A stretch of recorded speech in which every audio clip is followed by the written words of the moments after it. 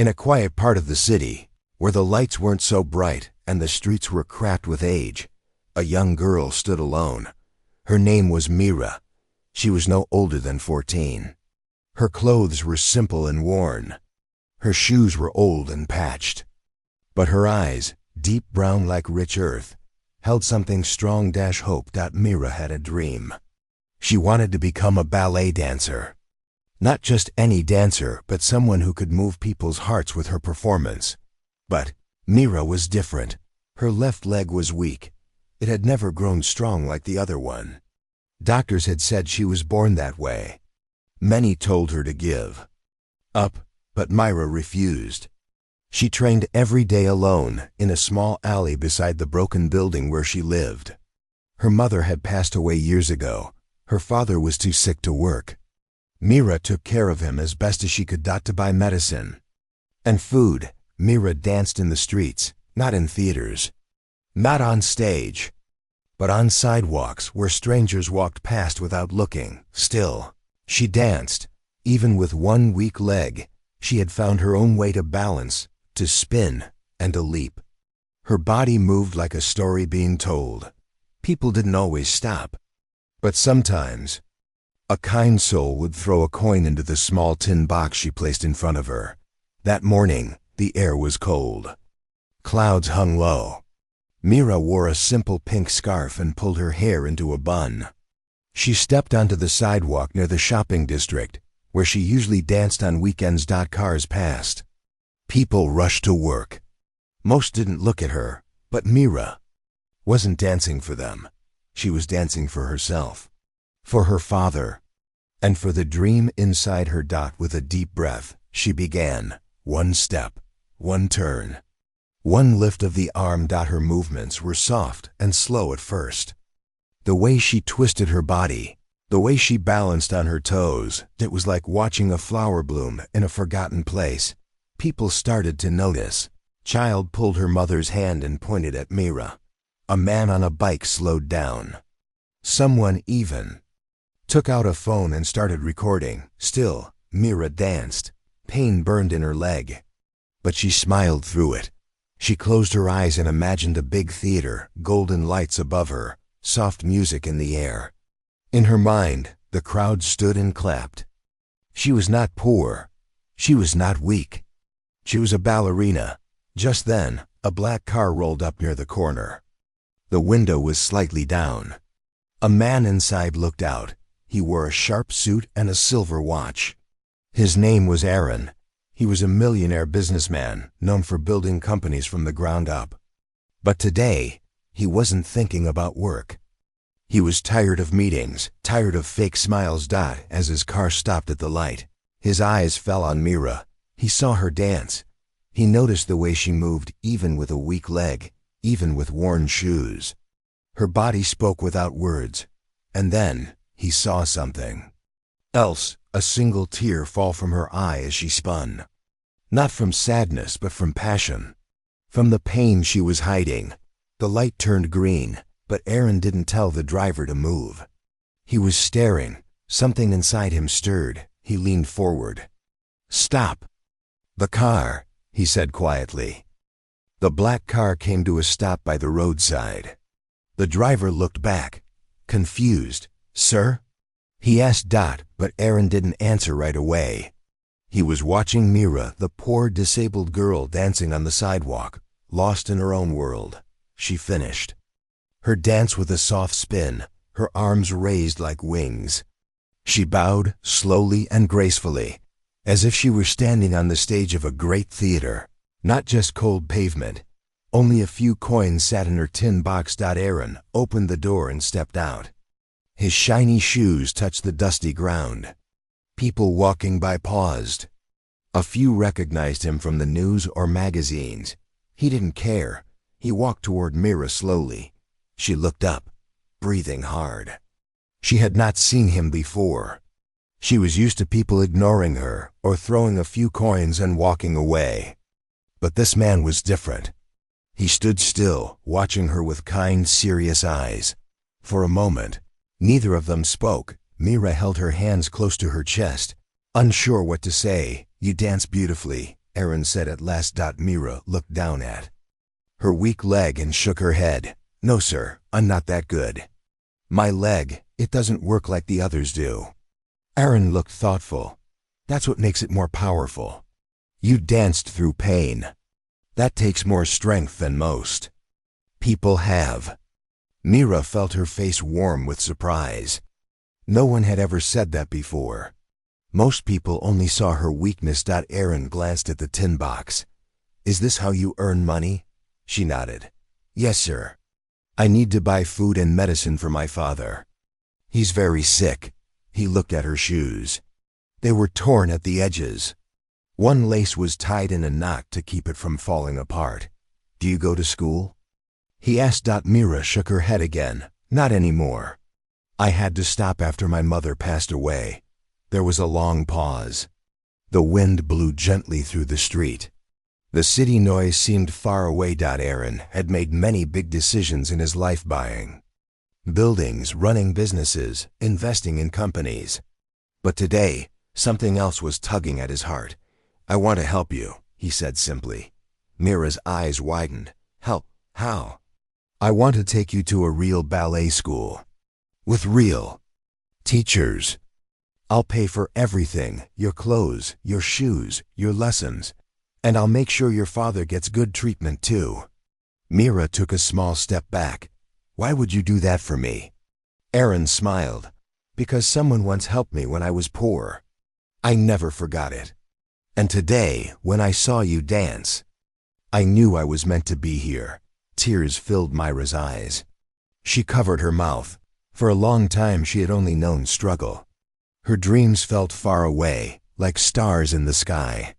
But now, this man, this stranger, was offering to bring them closer. Erin gently took a card from his wallet and handed it to her. This is my assistant's number.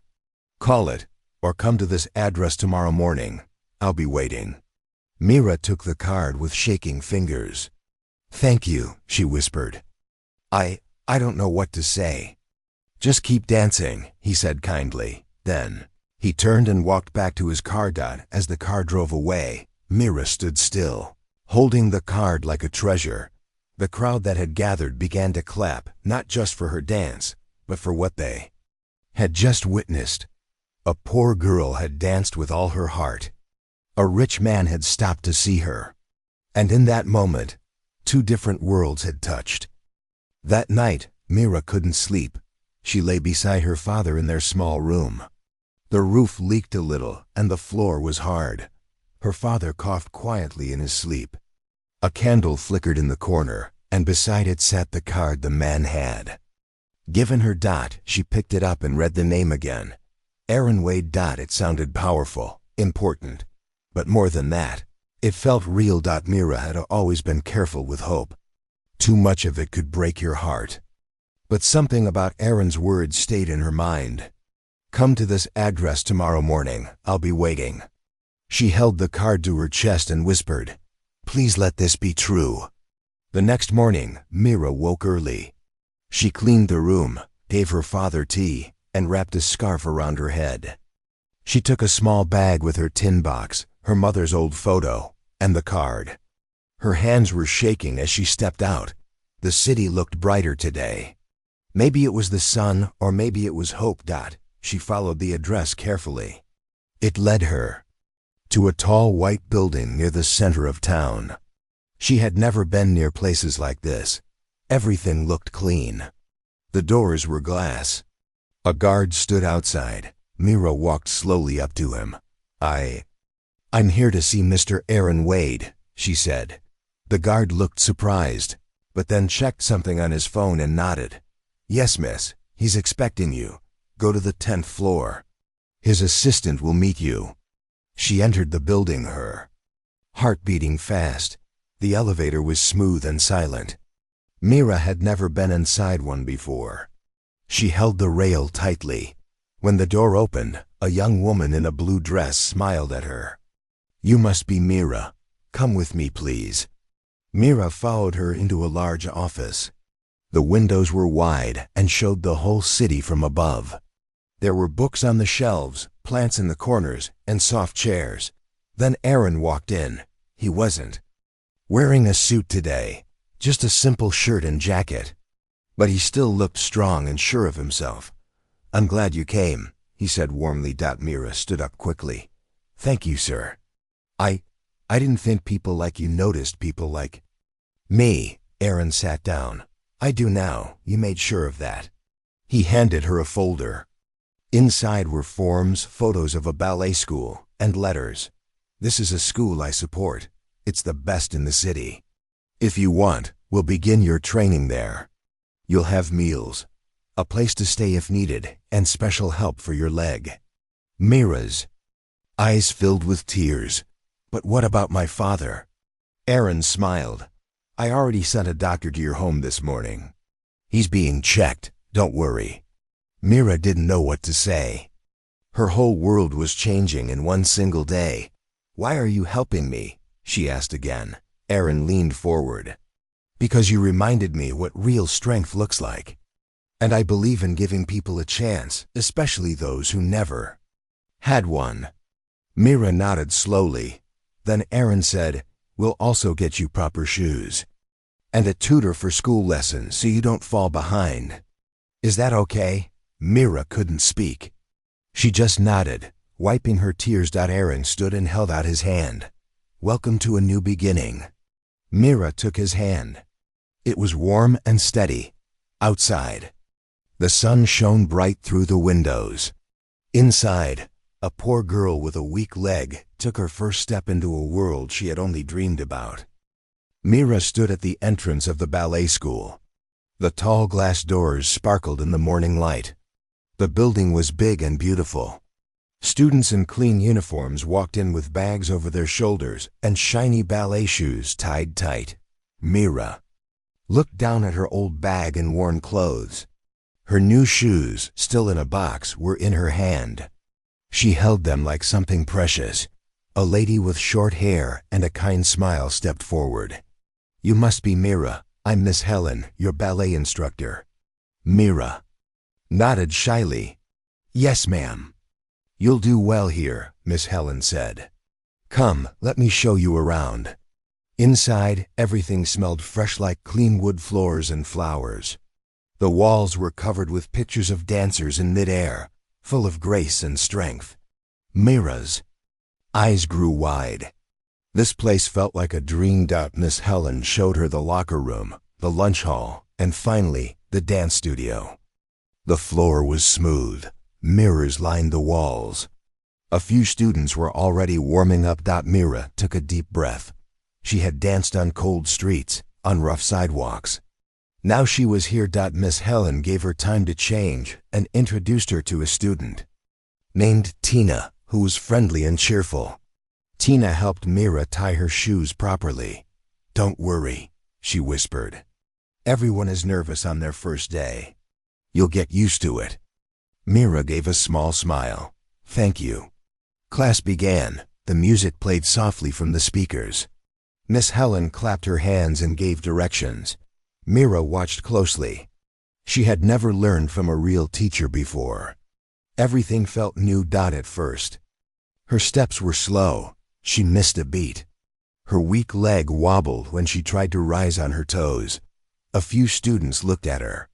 One girl, named Lana, whispered something and giggled. Mira's cheeks burned. But she remembered Aaron's words. "You danced through pain. That takes more strength than most people have." She took a deep breath, held her posture, and tried again. Miss Helen noticed. She walked over and corrected Mira gently. "Good effort. Your balance is different, but your movement has emotion. That's rare." By the end of class, Mira was tired. Her leg ached. Sweat dripped down her back. But her heart felt full. For the first time, she was not just dancing for coins. She was dancing for herself and for a future. After class, Tina walked with her to the bench outside. They shared snacks. Mira told her about her life, her father, and how she danced on the streets. Tina was quiet for a moment, then said, "You're stronger than anyone here." Just then, a car pulled up. It was Aaron. He stepped out and walked over to them. "How was your first day?" he asked. Mira stood quickly. It was hard, but also the best day of my life. Aaron smiled. That's a good start. You'll grow stronger every day. He handed her a small package. These are from the school. Practice clothes, water, bottle, and your ID card. Myra opened it and held up the card. It had her photo and her name printed neatly. She touched the plastic surface like it was gold. Aaron turned to Tina. Thank you for helping Myra today. Tina nodded with a big grin. She's amazing, sir. Aaron looked back at Myra. You don't have to prove anything to anyone. Just keep doing your best. I will, she said, holding the card close to her heart. That night, Myra returned home. Her father was resting after his checkup. A nurse had left medicine and fresh food. Myra sat beside him and told him everything. The building, the dance studio, the other students, and the kind words from Miss Helen. Her father listened with a smile, his eyes full of pride. You're on your way now, he said softly. Myra looked out the window at the stars. She wasn't just surviving anymore. She was becoming someone. Her journey had truly begun. Myra began waking up with purpose. Every morning, she packed her new dance shoes and ID card, tied her hair in a neat bun, and made her way to the ballet school. The nervousness she had felt on the first day was slowly being replaced with determination. She wasn't the best dancer, not yet, but she worked harder than anyone else in the room. Her weak legs still gave her trouble. Some moves hurt. Some positions were almost impossible, but Myra never gave up. If she fell, she stood again. If her balance failed, she tried once more. Miss Helen began to notice something special about Myra. The other students had perfect technique, but Myra had something more powerful: emotion in her movements. Her dance told a story. Even Tina, her new friend, said, "When you dance, it feels real, like I can see your heart." Myra smiled every time she heard that. For the first time, her weakness didn't make her small. It made her strong. One day, Miss Helen made an announcement in class. The school will be holding a junior dance competition next month, she said. All students are invited to join. It will be judged by professional dancers from across the city. Excited whispers filled the room. The winner will receive a scholarship, new dance gear, and a chance to perform in the Grand Theater, she added. Myra's eyes lit up. The Grand Theater, it was the biggest stage in the city. The thought of dancing there made her heart race. Those who want to participate must sign up by Friday, Miss Helen said. Solo and group entries are allowed. After class, Tina rushed to Myra. You should join the solo round. Myra hesitated. Me? Alone? Tina nodded. You have to. You'll shine, Myra. You already do. Myra looked at her reflection in the mirror, sweaty, tired, and with one leg slightly bent inward. She thought of the stage, the lights, and hundreds of eyes watching her. Could she really do it? That evening, she talked to her father. He was sitting up in bed, his strength slowly returning. There's a competition, she said quietly. The winner gets to dance in the Grand Theater.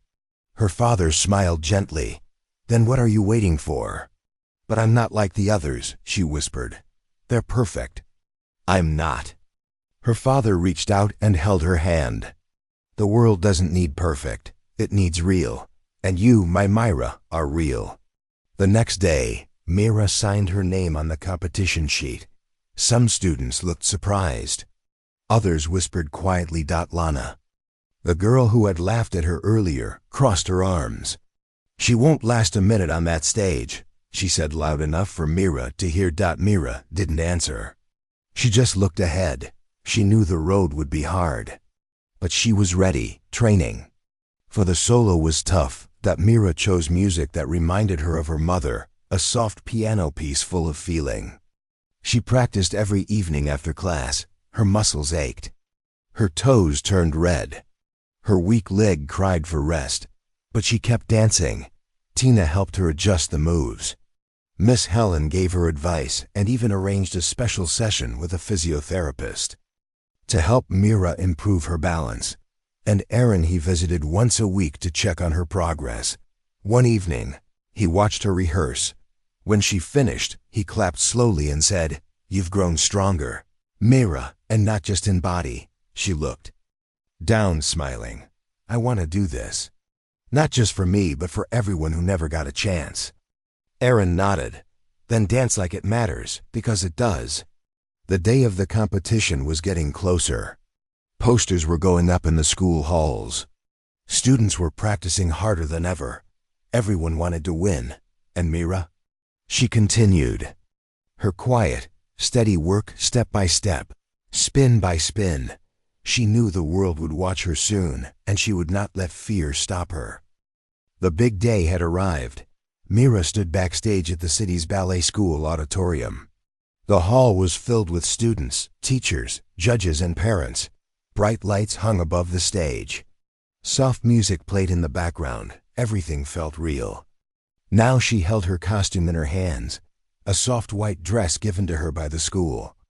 Her hair was tied neatly, and her new ballet shoes were perfectly fitted. Tina came running up to her. "You look like a star." Mira smiled nervously. "I feel like my heart is jumping." "That's a good sign," Tina said. "Just dance. Like you always do. Forget about the crowd." Mira nodded, but her stomach was tight. She peeked out from behind the curtain. The audience seats were filling up. One row near the front caught her eye. Aaron sat there in a dark suit, calm and focused. Beside him was Myra's father, who smiled and gave her a small thumbs up when he saw her peeking. Her eyes filled with emotion. They were here. Backstage, other dancers were getting ready. Some stretched, some fixed their hair, others practiced. One last time. Lana, the girl who had always doubted Mira, stood near the mirror fixing her makeup. She looked at Mira and said, "Try not to fall on stage." Mira didn't reply. She had no time for small talk. Not today. Her name was called. The host's voice echoed through the speaker. "Next, please welcome Mira, performing a solo titled Wings in the Wind." Her heartbeat got louder. She took a deep breath, stepped onto the stage, and walked into the light. The music began. At first, everything was quiet. Then Mira moved slowly, gracefully, like a flower opening, her arms stretched like wings. She rose on her toes and spun gently. Her steps told a story of pain, strength, and hope. Each move was full of emotion. The hall was silent, not because they were bored, but because they were captivated. Mira danced with her whole heart. She remembered her mother's smile, her father's cough, the cold streets where she had first learned to move. She remembered the coins, the hunger, the dreams, and she danced not as a poor girl, not as someone weak, but as a true ballerina. When the music reached its highest note, she leapt. Her weak leg, once full of doubt, held her high for a brief, perfect moment. And when she landed, soft and still, the crowd held its breath. Then came the applause. It started small, then grew louder and louder. People stood up from their seats. Even the judges clapped with respect. Mira bowed deeply, her eyes shining. She had done it. Backstage, Tina hugged her tight. "You were amazing. You looked like you were flying." Miss Helen walked over, her face proud. "That was more than dance, Mira. That was art." A few minutes later, Aaron and her father came backstage. Her father took her hand, his voice shaking. "You did it, my daughter. Your mother would be so proud." Aaron smiled warmly. "No matter what happens next, you've already won, Mira." Mira nodded, holding back tears. Later that evening, the results were announced. The judges walked on stage. One of them held the winner's envelope. In the solo performance category, the judge said, "The dancer who touched every heart in this hall is Mira." The crowd cheered again. Mira walked slowly to the stage, shaking. She accepted the trophy with both hands, her eyes full of wonder. This was not just a prize. It was a promise. A door had opened. and she had stepped through it. After winning the competition, Mira's life changed quickly. The prize came with many new opportunities. She was invited to perform at the Grand Theater, a dream come true. Teachers offered to give her extra lessons. Reporters asked to interview her. And Aaron promised to support her journey, but Mira knew this was only the beginning. At the ballet school, the days became busier. She practiced harder than ever before. New steps, new techniques, and longer rehearsals filled her schedule. Her leg still gave her trouble. Sometimes the pain was sharp. Other times, it felt like it wanted to give up. One afternoon, Mira sat alone, rubbing her leg. She looked at the other students dancing easily.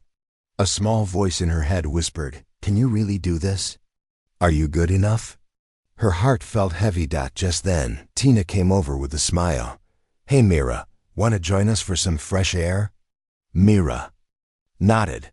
They walked outside to a small park near the school. Tina said, "You don't have to be perfect, you know. Nobody is. You inspire all of us because you don't give up." Mira smiled faintly. "Sometimes it's hard to believe that." Tina sat beside her. "I believe in you. And so does everyone who sees you dance." Back at home, her father was getting better. The medicine and care helped, but he still needed rest. Mira made sure to spend time with him every evening. She told him about her lessons, the theater, and the people she met.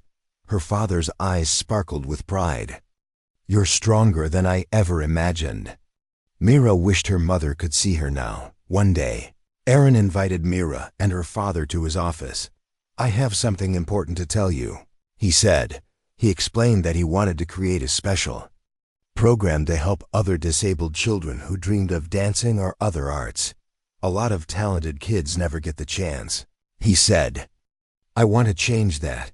Mira's eyes filled with tears. "That is wonderful, sir," Aaron smiled. "And I want you to be part of it as a role model. Your story can give hope to many." Mira nodded, feeling proud and nervous at the same time. Meanwhile, the Grand Theater performance date was set. Mira practiced every day. The stage was bigger. The lights were brighter. The audience would be much larger. She worked on every step carefully, but sometimes she stumbled. The pressure was different now. One evening, after a long practice, she sat down and cried quietly. Miss Helen found her. "Mira, it's okay to feel scared.